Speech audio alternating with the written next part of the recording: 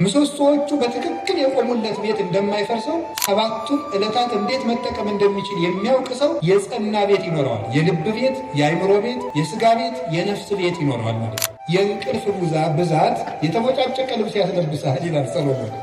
ለእግዚአብሔር ጊዜ ከሌላችሁ እግዚአብሔርም ለእናንተ ጊዜ ይሰጣል። ለእግዚአብሔር እንዴት ጊዜ ታጣላችሁ? እኔ እኮ ይገርመኛል። እግዚአብሔር የቲክቶክን ሩብ ይደርሰዋል ዛሬ። እስኪ ንገሩ፣ ይደርሰዋል?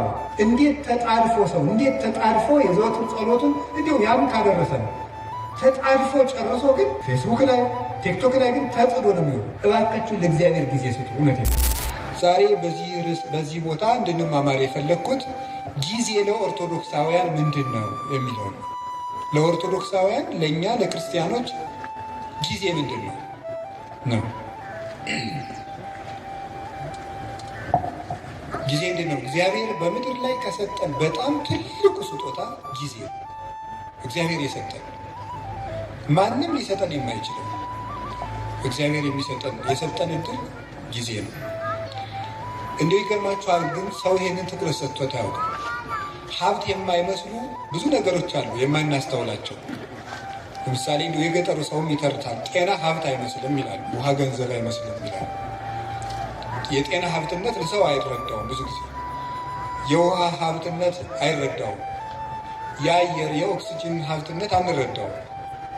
ኦክሲጅንን ሰዎች የሚያዙበት ቢሆን ኑሮ ለስንት ቀን መቆየት እንደምትችሉ አስባችኋል? ኦክሲጅን በሆኑ ሰዎች እጅ ቢሆን ኑሮ ሁላችን ገለውን አናድርም ብላችሁ ነው? እነዚያ ሰዎች እነገሌ ናቸው እንዳትሉ ወስዳችሁ አታነካኩ። እኔ ያልኩኝ በሰዎች እጅ ቢሆን ኑሮ ነው ያልኩት። በሰው እጅ ቢሆን ኖሮ አየር ስንት ቀን ነው የምንሰነበተው? ዛሬን ራሱ ማደር እንችላለን? አንችልም። የውጭን ይቅርና በዚህ ያለውን በህዋ ላይ የተለቀቀውን ኦክሲጅን ይቅርና ያንተን አየር እንዳታስወጣ ብንባል አይቻልም ብንባል እናድራለን? የራሳችን አየር እንዳይወጣ ብንከለከል መኖር እንችላለን? አንችልም። የአካል ክፍሎቻችንን ስጦታነት አስተውለን አናውቅም። እግዚአብሔር የሰጠንን ነገር ሰዎች ሊያደርጉልን የማይችሉ እንዲሁ እግዚአብሔር እናደርግልኝ እንላለን እንጂ እግዚአብሔር አንድ ቀን ጣፊያን ራሱ ስራ እንድታቆም ቢያደርጋት መኖር እንችላለን? እንችላለን? በሰውነታችን ያለውን የጨው መጠን ማን ሊያጣራው ይችላል? ስለዚህ እንሞታለን ማለት ነው። ፊኛ ስራ ብታቆም መኖር ይቻላል? ይቻላል? እስኪ ንገሩ። ሌላ የባሰ ነገር ሰው የሚጸዳዳበት የአካል ክፍል ቢዘጋ መኖር ይችላላችሁ? ይቻላል? አይቻልም። እግዚአብሔር የሰጠን የአካል ስጦታ ማንኛውም ሰው የከበረ ሰው እንኳን ከብሮ የሚውለው እኮ መጸዳዳት ስለቻለ የከበረ ሰው እንኳን ቢሆን እና እግዚአብሔር እንዴት አድርጎ ስጦታ እንደሰጠን ማስተዋል አለበት። ደስ እንዲላችሁ ከፈለጓችሁ እጃችሁ ላይ ያለውን እግዚአብሔር የሰጣችሁን ጸጋ ማስተዋል፣ የሌለንን እየቆጠርን ከምናዝን ያለንን እያየን መደሰት ነው። ደስታ ከውጭ አይመጣም፣ ከህሊናችን ነው የሚመጣው። አንዱ የምናባክነው በጣም እያባከነው ያለው ነገር አካላችን፣ አይምሯችን። እሱም በሌላ ጊዜ ትማሩታላችሁ። እንዴት አድርገን እግዚአብሔር የሰጠንን አካል እያባከነው እንደሆነ ትማሩታላችሁ። እኔ ግን ዛሬ መናገር የፈለግኩት ስለ ጊዜ ነው። እግዚአብሔር ጊዜ ሰጥቶናል። ጊዜ በእግዚአብሔር ዘንድ ምንድን ነው? ጊዜ ፍጡር ነው፣ እንደምታውቁት መለኪያ ነው። እግዚአብሔር ያለ ጊዜ ነው ይኖረው። ዘመን ሳይፈጠር እግዚአብሔር ነበረ። ጊዜ ፍጡር ነው። በቤተ ክርስቲያን አስተምሮ የመጀመሪያ ሰዓት ትባላለች። ቁጥር የተጀመረው መጋቢት 29 ቀን ነው። መጋቢት 29 እና መጋቢት 30 ሚያዝያ 1 በሊቃውንት አነጋገር ዕለተ ጠቢባን ይባላሉ። ጠቢባን ሥላሴ አንድ ሳይሉ 29 ብለው ስለጀመሩ ነው። እንዲህ ያለው ነገር ለማያምን ሰው አይረዳም። ቅዱስ ጳውሎስ አንደኛ ቆሮንቶስ ምዕራፍ 2 ላይ ሲናገር መንፈሳዊ ነገር ለስጋዊ ሰው ሞኝነት ይመስለዋል ይላል። በስጋዊ ዓይን አይመረመርም ነው። ለብእሲሰ መንፈሳዊ ሁሉ ይተሐሰሶ፣ መንፈሳዊ ሰው ግን ሁሉን ይመረምራል። ወሎቱሰ አልቦ ዘይተሐሰሶ፣ እርሱም ግን የሚመረምረው የለም ይላል እና ስጋዊ ነገር ያለው ሰው 21 ሳይባል 29 የማይመስል ነገር ነው ይላል። ሃይማኖት ምን ጊዜም ለስጋ የማይመስል ነገር ነው።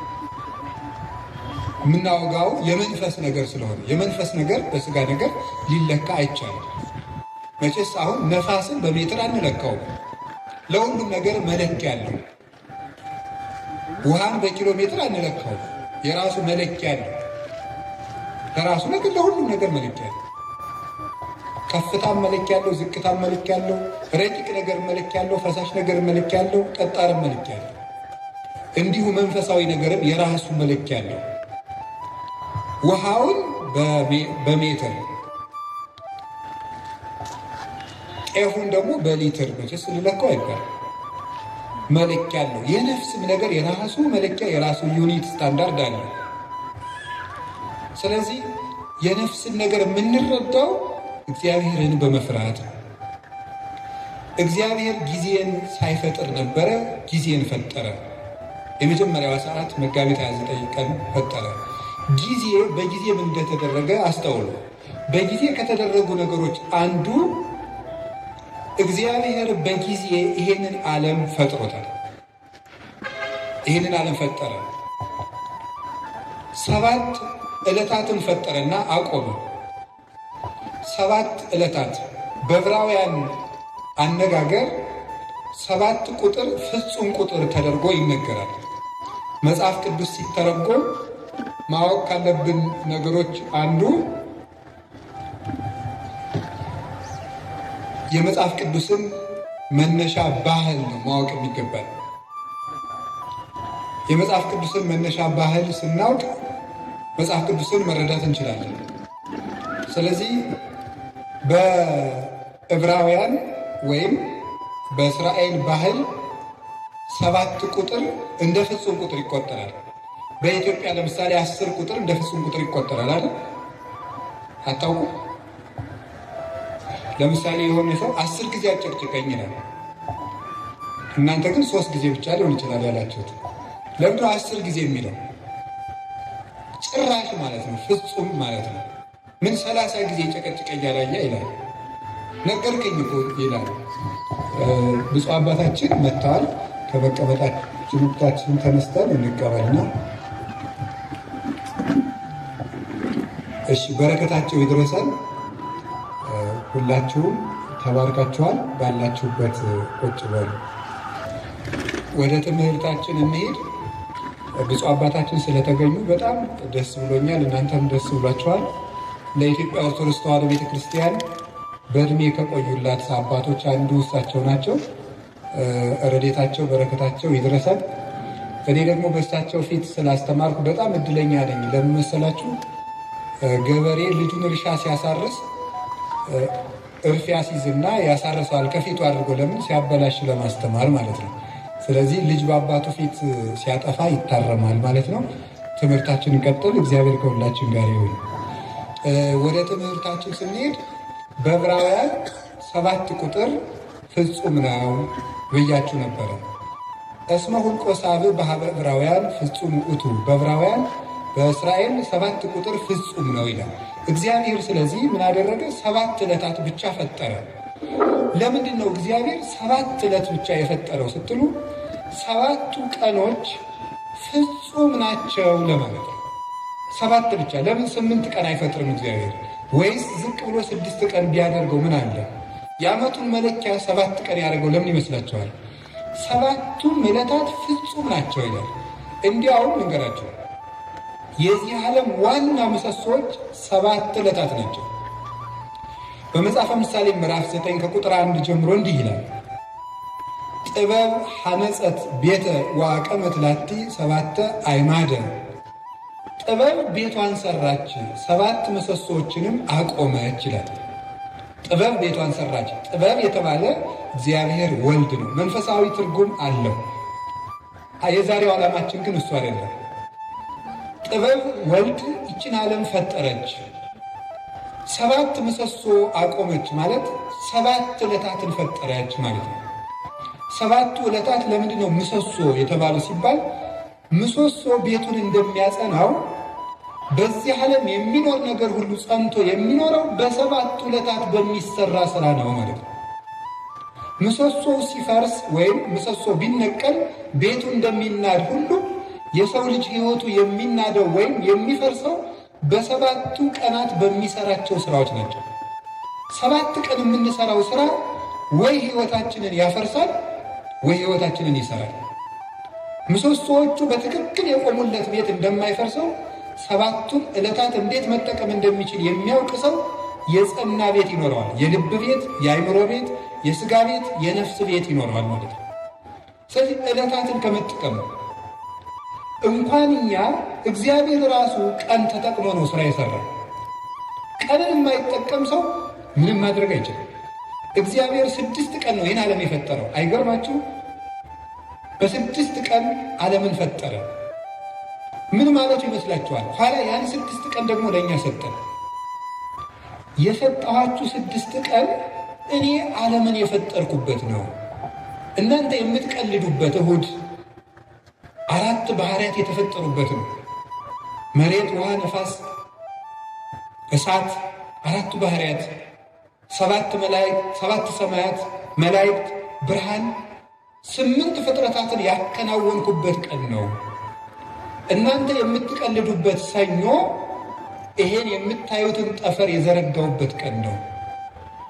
እናንተ የምትቀልዱበት ማክሰኞ በምድር ላይ ያሉ እጽዋትን ሁሉ የፈጠርኩበት ቀን ነው። እናንተ እንደ ዋዛ የምትገፉት ረቡዕ በዚህ ዓለም የሚያሸበርቁ ፀሐይ፣ ጨረቃ፣ ከዋክብትን ያበራሁበት ቀን ነው። እናንተ በስንፍና የምትሸኙት ሐሙስ በባህር ውስጥ ያሉ አዞ፣ ጉማሬ፣ ሌሎችን አሳለሪዎችን በክንፍ የሚበሩትን በእግራቸው የሚሽከረከሩትን በክንፋቸው የሚበሩትን ሁሉ ያስገኘሁበት ቀን ነው። እናንተ በዋዛ በፈዛዛ የምታሳልፉት ዓርብ በአርአያዬ በአምሳሌ ሰውን የፈጠርኩበት ቀን ነው ማለቱ ነበረ። ሰኞ፣ ማክሰኞ፣ ረቡዕ እንደ ዋዛ ሲያልፉ እነዚህ ትዝ ብሏቸው ያውቃል? እነዚህ ሁሉ ዓለማት 20 ዓለም ነው ያለው። አሁን እኛ ከ20 ዓለማት የምንኖረው በአንዷ በዳረ ቦቷ በጫፏ በዚች ምድር ነው። እግዚአብሔር የፈጠረው 20 ዓለም ነው። ከ20ኛው በዚች ዓለም የምናየው ነገር ሁሉ እንኳን ተመርምሮ አይዘለቅም። ሕሊና ራሱ ይደክማል ቢያስብ። እንኳንስ ሌላውን ያንን ሰው ተፈጥሮ እንኳን ብታዩት ሊገባና ይችላል። እንደዚህ ያሉ ድንቅ ነገሮች የተደረጉት በ6 ቀን። የጊዜን ጥቅም አያችሁት? በ7ኛው ቀን እግዚአብሔር አረፈ። ምን ማለት ይመስላችኋል? እግዚአብሔር 6 ቀን ሰራና አረፈ። ስራችሁ ብዙ ይሁን እረፍታችሁ ጥቂት ይሁን ማለቱ ነበር። በቁሙ ነው። ወርቅ አለው፣ መንፈሳዊ ትርጉም አለው። ስራችሁ ብዙ ይሁን እረፍታችሁ ግን ጥቂት ይሁን። ይሁላችሁ በዚህ ዓለም ላይ ብዙ ሰዎች የሚቸገሩበት ምክንያት ደስታን ፍለጋ ነው።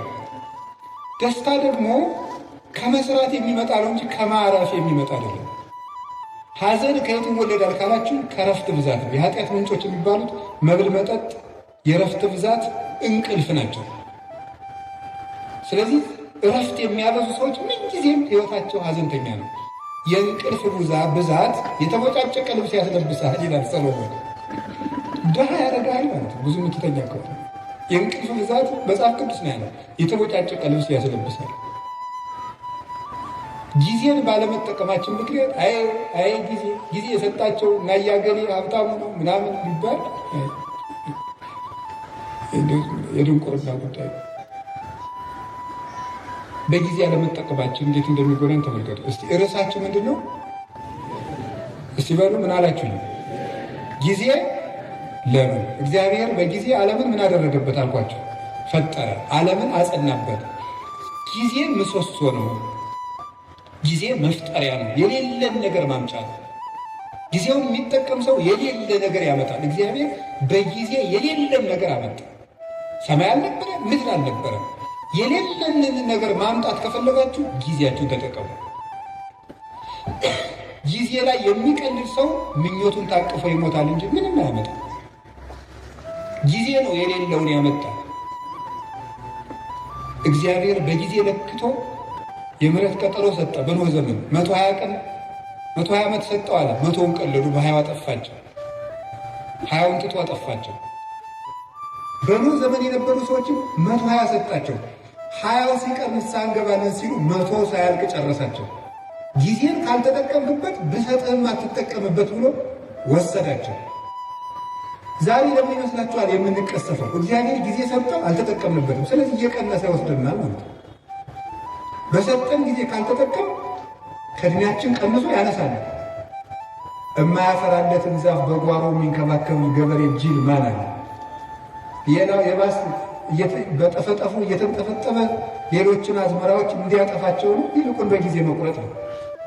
ስለዚህ እግዚአብሔር ይቆርጣል። የማያፈራው ፍሬ የማያፈራውን ዛፍ ከሱ ይቆርጡታል ነው ነገሩ። ወይወዲጉ ውስተ እሳተ ገሃነም፣ በእሳት ያቃጥሉታል። ምን ፍሬ የማያፈራውን ቅርንጫፍ። አነ ውእቱ ሐረገ ወይንዘ ጽድቅ ወአንትሙ አይጽድቁ ንፈሩ በየዋነ ብክሙ፣ እኔ የወይን ሐረግ ነኝ፣ እናንተ ደግሞ ቅርንጫፎች ናችሁ። በእኔ ኑሩ፣ እኔም በእናንተ እኖራለሁ። ፍሬ አፍሩ፣ ካላፈራችሁ ትቆርጣላችኋል። እግዚአብሔር በጊዜ ምሕረት ሰጠ፣ በጊዜ ያልተጠቀሙትን ደግሞ አጠፋቸው። እግዚአብሔር ለመወለድ 5500 ዘመን ቀጠረ። 5500 ዘመን ሲፈጸም ተወለደበት። ዋመ በጽሐ ጊዜሁ ፈኖ ወልዶ እግዚአብሔር ወልዶ ዋሕደ ወተወልደ እምብእሲት። የዘመን ፍጻሜ በደረሰ ጊዜ እግዚአብሔር ተቀዳሚ ተከታይ የሌለ ልጁን ውረድ ተወለድ ሙት ተሰቀል ብሎ ለኩነተ ሥጋ ወደዚህ ዓለም ላከው።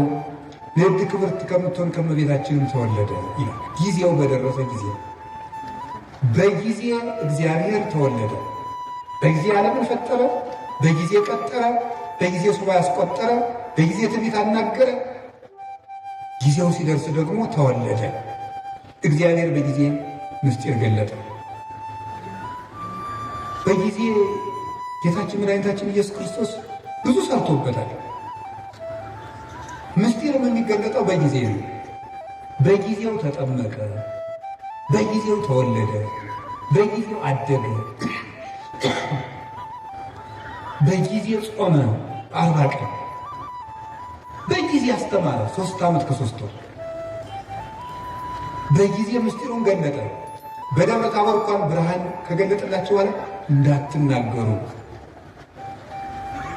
እስካሜ ይትፈጸም በጊዜው፣ ጊዜው እስኪደርስ ድረስ በትንሣኤ ልቡናችሁ ቀንቶላችሁ ምስጢር ተከናውኖላችሁ በሀብተ መንፈስ ቅዱስ ተሰርታችሁ እስክትናገሩት ድረስ ቆዩ አላቸው። በጊዜ የሚነገር አለ፣ በጊዜ የማይነገር አለ። ወቤ ብዙ ነገር ዘአነግረክሙ፣ የምነግራችሁ ብዙ ነገር ነበረኝ። ዋይቱ የተክሉ ይእዜ ጸዊሮቱ፣ ነገር ግን ዛሬ ልትሸከሙት አትችሉ፣ በጊዜው ነግራችኋለሁ። በጊዜ የሚነገር አለ። በነገራችሁ ላይ ጥበበኛ ሰው ማለት የት መናገር እንዳለበት የሚያውቅ፣ መቼ መናገር እንዳለበት የሚያውቅ፣ በማይናገርበት ጊዜ ዝም የሚል፣ በሚናገርበት ጊዜ ደግሞ ዝም የማይል፣ ጊዜ ቦታ አይቶ የሚናገር ሰው ነው ጠቢብ የሚባለው። ሁሉም በጊዜው የሚናገር። ጌታችን ኢየሱስ ክርስቶስ በጊዜው ተሰቀለ፣ በጊዜው ተያዘ፣ በጊዜው ሞተ፣ በጊዜው ተነሳ፣ በጊዜው አረገ፣ በጊዜው ሀብተ መንፈስ ቅዱስን ላከላቸው። 10 ቀን ጠብቆ ያለ ጊዜ ጸጋም አይሰጥም። እንዲያውም ልጁን እንደው ልጅ የሌላቸው እናት አባት 9 ወር ከ9 ወር አስቀድሞ እንደው በ3 ወሩ ከብት ጠባቂ ስለሌለን ልጁ ቶሎ እንዲደርስ ይወለድ ቢል ይወለድ አይወለድም። በጊዜው ነው የሚወለድ። ለመውለድም ጊዜ ነው። ጸጋም በጊዜው ነው የሚሰጠው። ጥያቄም በጊዜው ነው የሚመለሰው። ጊዜ አለ። አሁን ፈልጌያለሁ ቢባል አይሆንም፣ በጊዜው ይሆናል። መቆየት ያለብንን መቆየት። እግዚአብሔር በጊዜው ሁሉን ሰራ። እንግዲህ ደግሞ በጊዜው ይመጣል። ያ ጊዜ መቼ እንደሆነ ደግሞ አታውቁም ብሎ ትግሉ እንከ እስመ የተአምሩ ጊዜ ይመስል እግዚእክሙ፣ ጌታቸው የሚመጣበትን ጊዜ አታውቁምና ተግታችሁ ጠብቁ። ሶበሰ አይመረ በአለቤት ጊዜ ይመጽእ ሰራቂ እምተጋ ባህለው፣ ባለቤት ሌባ የሚመጣበትን ጊዜ ቢያውቁ ኑሮ በዚያ ሰዓት ይተጋ ነበር። ግን ሌባው መቼ እንደሚመጣ ስለማያውቅ ሌሊቱን ሙሉ መትጋት አለበት። እናንተም ጌታችሁ የሚመጣበትን ሰዓት ብታውቁት በዚያች ሰዓት ብቻ ትተጉ ነበር። ግን ጌታችሁ በ10 ዓመታችሁ ይምጣ፣ በ20 ዓመታችሁ፣ በ30 ዓመታችሁ ይምጣ፣ በ50 ዓመታችሁ፣ ስትጀምሩ ይምጣ፣ ስትጨርሱ አታውቁትም። ስታገቡ ይምጣ፣ ስትሸመግሉ ይምጣ፣ ሳታገቡ ይምጣ፣ ስታገቡ ይምጣ። አታውቁትም። በድህነታችሁ ጊዜ ይምጣ፣ በሀብታችሁ ጊዜ ይምጣ፣ ስትሾሙ ይምጣ፣ ስትሻሩ ይምጣ። የምታውቁት ነገር የለም። በሰጣችሁ ጊዜ ተዘጋጅታችሁ ኑሩ ብሎ ሰጥቷል። ጊዜ እንዲህ ያለ ሀብት ነው። የእግዚአብሔር ሰዎች በጊዜ እንጠቀሙበት። ጊዜን አባቶቻችን ብዙ ሰርተውበታል። ቅዱስ ቂርቆስ ያን ሁሉ ሰማዕትነት ሲፈጽም የስንት ዓመት ልጅ ነበር? የ3 ዓመት ልጅ ነው። ድንግል ማርያም የአምላክ እናት ስትሆን የስንት ዓመት ልጅ ነበረች? የ15 ዓመት ልጅ ነበረች። እንግዲህ እዚህ ውስጥ 50 አለ 60 አለ። እንደገና ደግሞ ወጣት ነኝ እያላችሁ የምትቀልዱ ገና ልጅ አይደለሁ እንጂ የምትል ለተንኮል ሲሆን ልጅ ነኝ አትሉ። ቁራው ሲሏችሁ ልጅ ነኝ ትላላችሁ። ኃጢአት ሲሆን ልጅ ነኝ አትሉ። ትላላችሁ። አረ ይሄ ልጅ ነኝ ገና ቆይ ይሄን አትስጡኝ ትላላችሁ አትሉ። ግጥም አድርጎ ለመብላት ልጅ ነኝ የሚላል አለ እንዴ? አይጣል አደረሰን አሁን ማለት ተገኝቶ ነው። እንዲሁም ትንንሽ ነው ብዙ የሚበላ ለማመንዘር ልጅ ነኝ የሚላል የለም። ትንሹም ትልቁ ለጽድቅ ሲሆን ልጅ ነኝ አትበል ብሏል። ሕፃን የተበል እስመ ንዑስ አነ እኔ ልጅ ነኝ አትበል ብሏል። ትንቢተ ኤርምያስ ምዕራፍ 1 ቁጥር 8 ላይ ለበጎ ነገር ልጅ ነኝ አትበል። ስለዚህ የእግዚአብሔር ቤተሰቦች ቅዱስ ጊዮርጊስ 4 ጊዜ ሞቶ ሲነሳ ያሁሉ ሰማዕትነት ሲፈጽም ጠቅላላ ዕድሜው 27 ዓመት። በጊዜ አባቶቻችን ተጠቀሙበት። በቀኝ የተሰቀለው ወንበዴ መንግሥተ ሰማያትን የወረሳት በ3 ሰዓት ዝግጅት ነው። ለተጠቀመበት ሰው 3 ሰዓት መንግሥተ ሰማያትን ያስገኛል። አብሮ የቆመው ሰው ደግሞ በዚያው ሲኦልን አግኝቷል። እድሜ ዘመኑ አንድ ቀን የሰማ ሰው ዘኬዎስ ተመልሶ ጊዜውን ተጠቅሞ መንግሥተ ሰማያት ገብቷል።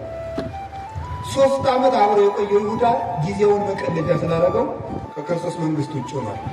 በጊዜ የሚቀልድ ሰው ይሁዳ ጊዜውን እንደ ድል መጠቀም ሲገባው መተናኮያ ያደረገው ምን አደረገ መሰላችሁ? ክርስቶስን እኔ እሸጠው አለው አለ። እሸጥና እሱ እንደለመደ በታምራቱ ያመልጣል። ከዚያ በኋላ ደግሞ እኔ መመልሼ ገንዘቤን በልቼ መምህር የብዬ ከእሱ ጋር ታሪክ ይቀጥላለሁ አለ። ጊዜው ግን መሽቶ ነበር። ክርስቶስ ተያዘ። ደርሷል። ሲሰርቅ የነበረበት ጊዜ አለቀ። በቃ ነው። እግዚአብሔር መቅረዚቱን አጠፋት። ከዚያስ ምን አደረገ ደግሞ? ጌታ ከማረጉ በፊት ከመሞቱ በፊት እኔ ተቀድሜ ሙቼ ሲኦል ቆየዋለሁ፣ ነፍሳትን ሲያወጣ ያወጣኛል። አይ ይሁዳ አልፏል። እሱ መቼ ምን አደረገ ጌታ?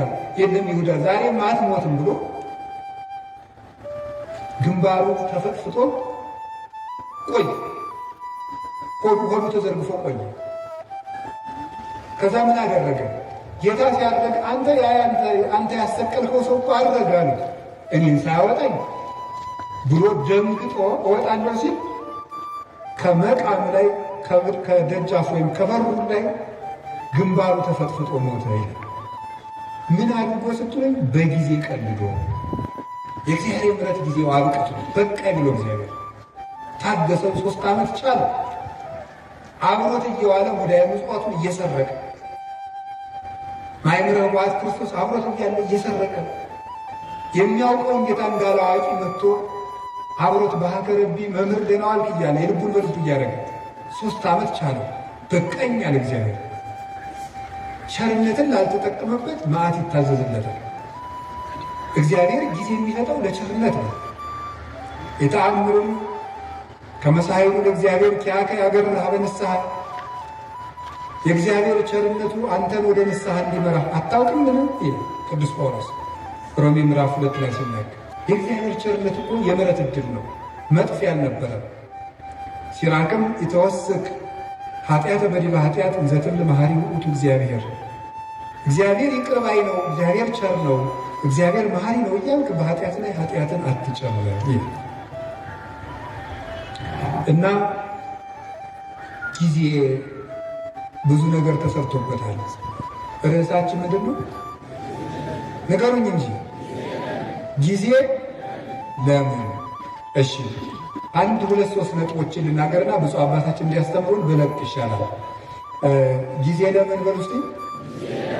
እንግዲህ እግዚአብሔር በጊዜ ፈጠረ። እስቲ በጊዜ ፈጠረ በሉ።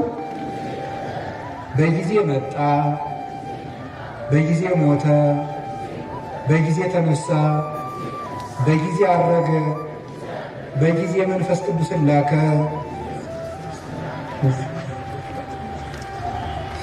እሺ በጊዜ ይመጣል በሉ። በጊዜ ምን ይላል? ይመጣል። ጊዜ እግዚአብሔር ይህን ሁሉ ሰርቶበታል። አሁን እኛ በጊዜ ምን እናደርግ ነው ርዕሳችን። እስኪ ጊዜ ለምን በሉ። እሺ የመጀመሪያው ጊዜ ለእግዚአብሔር በሉ። ሁላችሁ በሉ እስኪ ደገሙ። አሁን ከዛሬ በኋላ ይሄ እኮ መመሪያ ነው፣ እንግዲህ የኑሮ መመሪያ እየነገርኳቸው ነው። የመጀመሪያ መመሪያችን እዚህ ውስጥ የተሰበሰብነው ጊዜ ለማን መመሪያችን ነው። ከዛሬ ጀምሮ ጊዜ ለማን አንድ ድገሙ። ጊዜ ለእግዚአብሔር፣ ከእግዚአብሔር ጋር መኖር ነው። ጊዜ የተሰጠው እግዚአብሔርን ልናመልክበት። ስብሐተ ለተ ይሴብሐከ ቅዱስ ዳዊት በቀን 7 ጊዜ አመሰግንሃለሁ ይላል። ጠዋት 12 ሰዓት እንደተማራችሁት ካሁን በፊት ብርሃን ሌሊቱን አሳልፈህ ብርሃን የሰጠኸኝ ጌታ ብለን፣ በብርሃን የፈጠርከኝ ጌታ ብለን፣ ለእኔ ስትል ማለዳ ከሐና ከቀያፋ ፊት በ12 ሰዓት ተከሰስክልኝ ብለን 3 ሰዓት እንጸልያለን። ሔዋን የተፈጠረችበት ቅድስት ድንግል ማርያም ብስራተ መላእክት የተሰማችበት ለሁሉ ፍትሕ የሚሰጥ ጌታ በ3 ሰዓት ከጲላጦስ ፊት ተከሶ የቀረበበት 3 ሰዓት 6 ሰዓት አዳም የተሳሳተበት የሰው ልጅ አይምሮ የሚደክምበት ገና ሲጫወት የቆየው ሰውዬ 6 ሰዓት ላይ ማዛጋት ይጀምራል። 6 ሰዓት አጋንንት የሚሰለጥኑበት ሰው የሚደክምበት ጊዜ ነው። አዳምም የሳተበት ጊዜ ነው። 6 ሰዓት ደግሞ እግዚአብሔር ሁሉ ክርስቶስ የተሰቀለበት ሰዓት። በዚያ ሰዓት አንዲት አቡነ ዘበሰማያት እንኳን መድከም። 9 ሰዓት ጸሎት የሚያደርግበት መስዋዕት የሚያደርግበት ጌታ ነፍሱን ከስጋው የለየበት ለእኔም ጥሩ አሟሟት ስጠኝ ለማለት ለእኛ ሲል መራራ ሐሞት የጠጣበት ጎኑን ተወግቶ ማይገቦ ያፈሰሰበት 11 ሰዓት የተቀበረበት ነፍሳትን ከሲኦል ያወጣበት ሰዓት እግዚአብሔር አዳምን ፍለጋ የመጣበት እግዚአብሔር በ11 ሰዓት ነው አዳም ወዴት ነህ እያለ የበለስ ቅጠል ያገነደውን መሆን አዳም ፍለጋ በገነት ዛፍ መሃል የመጣው 11 ሰዓት የቀን ፍጻሜ ነው። በዘመን ፍጻሜ መጥቻለሁ እያለው ነው። ስለዚህ በ11 ሰዓት ጌታ ይሆን እኔንም ፈልገኝ ብሎ መጸለይ፣ እኔም ጫካ ውስጥ ነኝ ፈልገኝ ብሎ ማታ ምሽት ሰዓት የመጣውን ግርማ ሌሊት በሰላም አሳድረኝ፣ ለእኔ ስትል በምሽት 3 ሰዓት እንደ ወንበዴ ታሰርክልኝ ብሎ ማታ መጸለይ ይገባል። ቀኑን ሁሉ ለእግዚአብሔር መስጠት። ከእግዚአብሔር ጋር ጊዜ የሌለው ሰው እግዚአብሔርም ከእሱ ጋር ጊዜ የለው። ለእግዚአብሔር ጊዜ ከሌላችሁ እግዚአብሔርም ለእናንተ ጊዜ አይሰጥም። እንዴ ለእግዚአብሔር እንዴት ጊዜ ታጣላችሁ? እኔ እኮ ይገርመኛል። እግዚአብሔር የቲክቶክን ሩብ ይደርሰዋል ዛሬ። እስኪ ንገሩ፣ ይደርሰዋል? እንዴት ተጣልፎ ሰው እንዴት ተጣልፎ የዘወትር ጸሎቱን እንዲሁ ያም ካደረሰ ነው ተጣልፎ ጨርሶ ግን ፌስቡክ ላይ ቲክቶክ ላይ ግን ተጥሎ ነው የሚሆነው። እባካችሁ ለእግዚአብሔር ጊዜ ስጡ። እውነቴን ነው። ለእግዚአብሔር ጊዜ ከሌላችሁ ትጠፋላችሁ። የእውነቴን ነው። ለማስቀደስ ጊዜ የሌላችሁ ሰዎች እድሜያችሁ ያጥራል። ለዘወትር ጸሎት እድሜ ከሌላችሁ ጊዜ ከሌላችሁ ከእግዚአብሔር ጋር ለመገናኘት መጽሐፍ ቅዱስ ለማንበብ ጊዜ የሌላችሁ ጊዜ የለኝም ደግሞ እንዲሁ እናንተ ጉራችሁ እኮ ያልቅ። እስቲ ፌስቡክ ውስጥ የምታነቡት ቴክስት ቢደመር እንደ 20 ገጽ አሁን መጽሐፍ ብናደርገው አይታተምም። ብሮሸር ብናደርገው ይሆናል እኮ ስትደዘብዙት ምትሉ። እንዴት ነው ጊዜ የሌላችሁ? ወእግዚአብሔር ይነግረን ህዝቡ መጽሐፍ አንድ ከዛ እናንተ የሚመስላችሁ አንድ ሳምንት አንድ ገዳም ትሄዱና ጌታዬ ሕይወቴን ንገረኝ እንዴ ምን ነው የሚነግራችሁ? ጅን ነህ ብሎ ይንገራችሁ?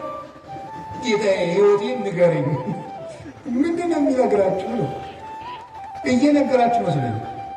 መዝሙር 86 ላይ እግዚአብሔር ይነግሮሙ ለሕዝቡ በመጽሐፍ እግዚአብሔር ለሕዝቡ በመጽሐፍ ይነግራቸዋል። እስኪ በሉ እግዚአብሔር ለሕዝቡ በሉ በምን ይነግራቸዋል? በመጽሐፍ ይነግራቸዋል። መጽሐፍ ማለት እግዚአብሔር ለእኛ የሚናገርበት ነው። ጸሎት ማለት ጸሎት በሂት ተናግሮ ምስለ እግዚአብሔር ጸሎት ከእግዚአብሔር ጋር መነጋገር ነው። ጸሎት ከእግዚአብሔር ጋር መነጋገር ነው። መጽሐፍ ማንበብ ደግሞ እግዚአብሔር ለእኛ የሚነግርበት ስም አጸም ዘይነብበኒ እግዚአብሔር አምላኬ እስመ ውእቱ ይነብብ ሰላም ለሕዝቡ። ፈጣሪ እግዚአብሔር የሚናገረኝን እሰማለሁ እርሱ ለሕዝቡ ፍቅር አንድነትን ይናገራልና ይላል ቅዱስ ዳዊት። እግዚአብሔርን ለመስማት ጆሮ የሌለው መጽሐፍ ቅዱስ ለማንበብ በቀን 5 ደቂቃ የሌለው ሰው በየቀኑ ሁከት ሊሰማ ይገባዋል። እንዲህ ያለ ጆሮ ይነቀላል። ነቢየ ያነስለክሙ ማኅበክሙ ዘከማየ እንደኔ ያለ ነቢይ ያስነሳላችኋል አለ ሙሴ ሲናገር ክርስቶስን ነው። እሱ ቀይ ባህር እንዳሻገረ ጌታ ገሃነምን ያሻግሯልና ብዙ ንጽጽር አለ። ወለቱ ስምዕዎ እሱን ስሙት ወኩላ ነፍስ እንዳይተሰማው ለውቱ ነቢይ ትሰሮም ሕዝባ። ያንን ነቢይ የማትሰማ ጆሮ ግን ከወገኖቿ ተለይታ ትጥፋ። ያን ነቢይ የማትሰማ ማለት ክርስቶስን የማይሰማ ጆሮ ይነቀላል። ሰላም እግዚአብሔርን መስማት የማይፈልግ ጆሮ ሁከት፣ ጦርነት፣ ብጥብጥ፣ ሞት ሊሰማ ይገባዋል። በየቀኑ ይህን የምንሰማበት ምክንያት ለእግዚአብሔር ጆሮ ስለሌለን፣ ለእግዚአብሔር ዓይን ስለሌለን፣ ለእግዚአብሔር እግር የለን። እግሮቻችሁ የት ነው የሚሄዱት? የሚፈጥኑላችሁ ወዴት ስትሄዱ ነው? ቤተክርስቲያን ሲሏችሁ አያደርሳችሁ። እንዲሁ አይደረስ እኮ ከዘት የማስታወቂያ ሰሌዳ ለማንበኝ የቀሩትን ይመላለሳሉ። ስራው ይሆን ጥሩ ነው፣ ተመላለሱ። ግን እግዚአብሔር ቤት ብትመላለሱ ምን አለ? የእግዚአብሔር ቤት እኮ ልንገራችሁ፣ የእግዚአብሔር ቤት ቤተክርስቲያን እኮ ማለት የእግዚአብሔር መንግስት ማለት ነው። ቤተክርስቲያን ታውቃላችሁ? ይህም ቤተክርስቲያን ማለት የእግዚአብሔር መንግስት ማለት ነው። እንዲህ ብሎ ነበረ ጲላጦስ፣ አንተ የአይሁድ ንጉሥ ነህ እንዲህ አለ። ምን ብሎ ነው የመለሰለት? መንግሥቴሰ የኮነትም ዝንቱ ዓለም፣ የኔ መንግስት በዚህ ዓለም አይደለችም። ምን ማለት ነው? ቤተ ክርስቲያኔ ምድራዊት አይደለችም ማለት ነው። የእግዚአብሔር መንግስት ማናት ካላችሁ ቤተ ክርስቲያን። አንድ ሰው አሜሪካ ከመሄዱ በፊት አሜሪካ ኤምባሲ መሄድ አለበት። አንድ ሰው መንግስተ ሰማያት ውስጥ ከመግባቱ በፊት ከእግዚአብሔር ኤምባሲ ቤተክርስቲያን መግባት አለበት። ቤተክርስቲያን ውስጥ የማይገባ ሰው የሰማይ ዜግነት የለውም። አንድ ሰው ከአንዲት ሀገር ኤምባሲ ውስጥ ሲገባ የዚያች ሀገር ጥበቃ ውስጥ ይገባል። ከቤተ ክርስቲያን ውስጥ የሚገባ ሰው የእግዚአብሔር እጅ ውስጥ ነው የሚገቡት። ይሄ ቤተክርስቲያኑ ግቢ ላይ የሚታጠረው አጥር በግራ የሚመጣለ በቀኝ የሚመጣለ እዚያ እንደዚህ ብሎ በር አለው። ይሄ መግቢያ ይሄ አጥሩ ግንብ መሆኑን አታዩት። እነዚህ ምዕመናንን ተቀብለው የሚጠብቁ የእግዚአብሔር የምህረት እጆች ናቸው። ከቤተ ክርስቲያኑ ግቢ ውስጥ ስትገቡ ወደ እግዚአብሔር እቅፍ ነው የምትገቡት። እሱ በማይታጠፍ ጥበቃው ይጠብቀናል። ከዚያ በኋላ እንዲህ ያለች ነፍስ እግዚአብሔር የሚዋል ወዘ ያጣኒ እግዚአብሔር ይጠብቀኛል። እሱን ብትደብቁ ይፈልጎ የሚያጣበት ቦታ የለም፣ እኔንም የሚያሳጠኝ የለም። እሱ ራሱ ተናግሯል እኮ አልቦ ዘያሃይደን የሚሆን እምዴ በጎችን ከጀነት እኮ የምንወስዳቸው ማንም የለም ብሏል። ከእግዚአብሔር እጅ መግባት የፈለጋችሁ ቤተክርስቲያን መግባት፣ ለቤተ ክርስቲያን ጊዜ፣ ለመጽሐፍ ጊዜ፣ ለመጸለይ ጊዜ። አንድ ሰው ከእግዚአብሔር ጋር ያለው ጊዜ ከላላ እየጠፋ መሆኑን ማወቅ ያለበት ይሄ። ምን አላቸው ጌታ? የማቴዎስ ወንጌል ምዕራፍ 26 ላይ ሲናገር ትግቡ ወጸልዩ ከሜታው ትባ ውስጥ ነው ውስጥ አላቸው። ወደ ፈተና እንዳትገቡ ምን አላችሁ? ተግታችሁ ጸልዩ። ጸሎት አቃታቸው ሐዋርያት አቃታቸው። መጥቶ ሁለት ጊዜ ሁለተኛው ላይ ማያቸው ተኝተው አገኛቸው። በሁለተኛው ያላቸውን ስሙ ስኢንክሙኑ ተጂሃ ሀተ ሰዓተ ምስሌ አላቸው። ከኔ ጋር አንድ ሰዓት መቆየት አቃታችሁ አላቸው። እስኪ በሉ ከኔ ጋር በሉ አንድ ሰዓት መቆየት አቃታችሁ? አቃታቸው። ተው። በሶስተኛውም ተመልሶ ሲመጣ በሉ እንግዲህ ረፉ አላቸው። ይህ ሊቃውንቱ በጣም የሚገርም ትርጓሜ ይሰጡታል። በሉ እንግዲህ ረፉ፣ በሶስተኛው ረፉ አላቸው። እንተኛለን ሲሉ ክርስቶስን የሚይዙ ወታደሮች መጡና እነሱን የሚያጣድፏቸው ጀመሩ። ከኔ ጋር አንድ ሰዓት ብትተጉ ፍጹም እረፍት ታገኛላችሁ። ከኔ ጋር አንድ ሰዓት መትጋት ካቃታችሁ ግን ሁልጊዜ ስትባክኑ ትኖራላችሁ አላቸው። ስለዚህ እንዳትፈሩ፣ ፍርሃት እንዳያሻብራችሁ፣ እንዳይበትናችሁ ከፈልጋችሁ አሁን ከኔ ጋር በጸሎት ቆዩ አላቸው። ቅዱሳን ሐዋርያት አቃታቸው። ከእሱ ጋር መትጋት ስላቃታቸው ቀን ከእሱ ጋር መዋልም ሳይሆንላቸው ቀረ። ጥለውት ተበተኑ። ከክርስቶስ ጋር ያላደረ ከክርስቶስ ጋር አይውልም። ከክርስቶስ ጋር ያልዋለም ከክርስቶስ ጋር አያድርም። ስለዚህ እግዚአብሔር ሰዎች ቀኑን ሙሉ ቅዱሳን ሐዋርያት ከጌታ ጋር አንድ ሰዓት ተግተው ቢሆን ኑሮ ቀኑ ሁሉ መስቀሉን ትተው ሲራወጥ አይሆኑም ነበረ። ቀኑን ሙሉ በሰላም መዋል ከፈለጋችሁ፣ ያለ ሁከት መዋል ከፈለጋችሁ፣ የሚያባረራችሁ ሳይኖር መዋል ከፈለጋችሁ ከክርስቶስ ጋር አንድ ሰዓት ቆዩ። ለእግዚአብሔር ጊዜ ይኖራል። ከቃሉ ጋር ናችሁ? ከቃሉ ጋር ናችሁ? እስቲ እንደው ማታ ስተኙ እግዚአብሔር የሚባል የሆነ አካል ትዝ ብሎት የሚያውቅ ሰው አለ ብሏችሁ ያውቃል? እግዚአብሔር ቁጭ ብሎ ወይም ቁሞን በሉት ብቻ በእናንተ ሕሊና በምትስሉት እግዚአብሔር ትዝ ብሏችሁ ያውቃል? እናንተ ብፁዓን ናችሁ ማለት ነው። እግዚአብሔር ትዝ የሚለው ሰው የታደለ። ለእግዚአብሔር የምናስብበትን ጊዜ፣ የምንጸልይበት ጊዜ፣ የምናነብበት ጊዜ፣ የምናስቀድስበት ጊዜና ከእግዚአብሔር ጋር የምንኖርበት ጊዜ ይኖራል። ጊዜን ለእግዚአብሔር በሉ። ጊዜ ለማን? እግዚአብሔር እኛ ለእሱ ጊዜ ስንሰጠው እሱ ደግሞ ለእኛ ምን ይሰጠናል?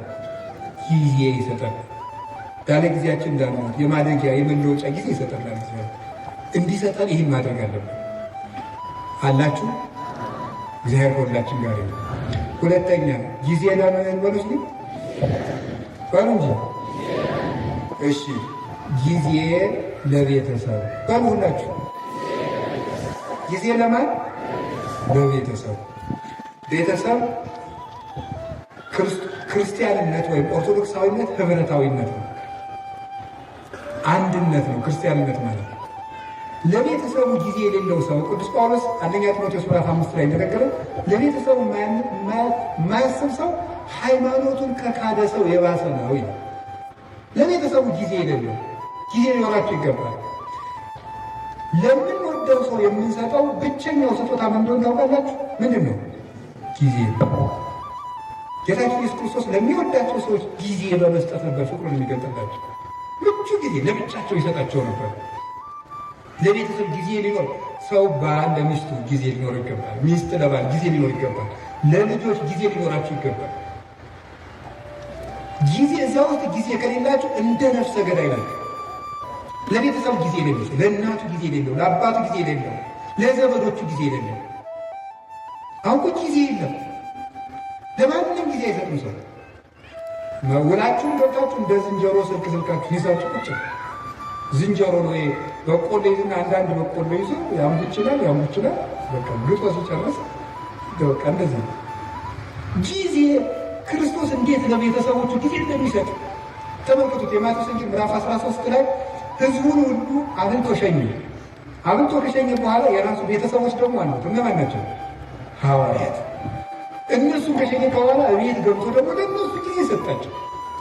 በተርጉምልን የቅድሙን አሉ ተረጉመላቸው። ዘሩ እንዲህ ነው፣ በመንገድ ላይ የወደቀው እንደዚህ ነው፣ ቶሎ የደረቀው ዘር ይሄ ነው፣ ፈጥነው የሚሰሙ ናቸው። ይሄ በመንገድ ላይ የወደቀው ዘርና ወፍ የለቀሙ ደግሞ ቃለ እግዚአብሔር እየሰማ ወዲያው የሚረሳው ነው። ይሄ ወዲያው በቅሎ ወዲያው ደግሞ የደረቀው ይህ ወዲያው ሰምቶ በስሜት የሚጠፋው ነው። በቅሎ እሾህ ያሰረው ደግሞ እሾህ አንቆ ያስቀረው ዘር ደግሞ ሰምቶ ጽድቅ ስላለው ስል የሀብት ፍቅርና የዓለም ፍቅር ያሰረው ሰው ነው። በመልካም ዘር ላይ መሬት ላይ የወደቀው ደግሞ ይሄ በመልካም ልብ ላይ የወደቀው ቃል እግዚአብሔር ነው አለና ለቤተሰቦቹ ጊዜ ሰጣቸው። ክርስቶስ ለ5000 ሕዝብም ጊዜ ሰጠ፣ ለቤተሰቦቹም ጊዜ ሰጠ። ስራ ይበዛብኛል ስብሰባውዬ ነው የሚባል ይሄ አይሰራም። ክርስቶስም ስብሰባ ውሎ ለቤተሰቦቹ ጊዜ ይሰጥ ነበር። ብቻቸውን ማውራት ለሚፈልጉ ጊዜ ይሰጣቸው ነበረ ጌታችን ኢየሱስ ክርስቶስ። ዮሐንስ ወንጌል ምዕራፍ 4 ላይ ያቺ ውሃ ቀጅ ሴት ጊዜ ያስፈልጋት ነበር። ጌታ ምን ያደርጋል? ጊዜ ሰጣት። ለዚያው ምቹ ጊዜ ከሰው መሃል ብታወራ የምታፍርበት ገበና ስለነበራት በስንት ሐዋርያት በራባቸው ሰዓት እሷም ደግሞ አለመቅዳት በምትመጣበት ሰዓት ሐዋርያትን ሂዱና ምሳ ገዝታችሁ ከተማ ነው። እሷ ደግሞ የምትመጣው ያው ስታገባ ቶሎ ቶሎ ስለሚሞትባት ይቺ ነፍሰ ገዳይ የተባለች ሴቶች ውሃ ሲቀዱ ስለሚሰጧት በእስራኤል ውሃ ቀዳሉ እንደኛ ስለሆነ ሴቶች ሁሉ ውሃ ቀድተው ቤታቸው ቁጭ ሲሉ በቀትር እሷ ልትቀዳ ሄደች። በምቹ ሰዓት ክርስቶስ ጊዜ ሰጠ። በቀትር ሰዓት ወጓን ሁሉ አዳመጣል። በደንብ አድርጎ ያዳመጣል። እንዲሁ ይገርም። እናንተ አሁን በቀትር ሰዓት ፀሐይ የመታችሁ እንኳን ክርስቶስ ያን ያህል አምላክ እንዲሁ ትልቅ ሰው ሆኖ ታዳምጣለች። ጌታ ምቹ ጊዜ ሰጥቶ አዳመጣል። ስለዚህ ጊዜ ስለሰጣት እሷም ልቧን ለሱ ሰጠች። ጊዜ መስጠት ጌታችን ኢየሱስ ክርስቶስ ለብዙዎቹ ነበር ጊዜ። ትልቅ ሰው ነኝ አይል፣ አምላክ ነኝ አይል፣ ለሁሉ ሰው ቆሞ የመቆየት እድል ይሰጣቸው ነበር። እግዚአብሔር ጊዜ ይስጠን። ጊዜ የሰጠን እግዚአብሔር ከምስጋና ይግባው። በስብሐት ለእግዚአብሔር ይሁን።